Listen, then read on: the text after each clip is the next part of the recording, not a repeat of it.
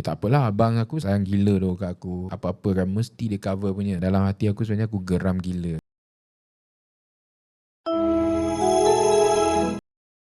Adakah disebabkan orang tak nak ambil hibah ni sebab dia overconfident? Overconfident yang keluarga dia akan bantu kalau ada apa-apa masalah. Betul, ada yang beranggapan macam tu, dan kalau memang keluarga bantu tak ada masalah lah. But sometimes kita pun we cannot say ahli keluarga setiap masa senang. So mungkin masa kita terjadi sesuatu yang tak diingini kepada kita, mungkin ahli keluarga pun for example ada masalah yang tersendiri. So time tu mungkin dia tak berkemampuan untuk bantu, dan dia akan jadi masalah jugalah kepada keluarga kita kan. Tapi kalau ada apa-apa masalah, Wan akan cari keluarga lah untuk membantu. Macam kalau ada masalah berlaku kat kau lah, macam kau sakit ke tak boleh nak kerja kan, kau akan minta tolong lah daripada ahli keluarga dari segi kewangan. Ya kalau boleh kita tak nak susahkan orang lain lah kan. I mean kalau jadi kat saya, kalau boleh saya tak libatkan. So saya tambah sikit lah pasal overconfident ni. Aku rasa yang ni memang ada lah. Setiap orang, macam saya pernah jumpa dekat roadshow di mana klien tu dia akan prospek tu lah, dia akan cakap, tak apalah, abang aku sayang gila tu kat aku. Apa-apa kan mesti dia cover punya. Dalam hati aku sebenarnya aku geram gila. Aku macam, kau tahu tak, bila nak tolong kau semua ni, semua tu duit kau lah. Kau ingat abang kau banyak sangat ke duit dia? Memang nak jawab macam tu lah kan. Dia macam rasa Entitled.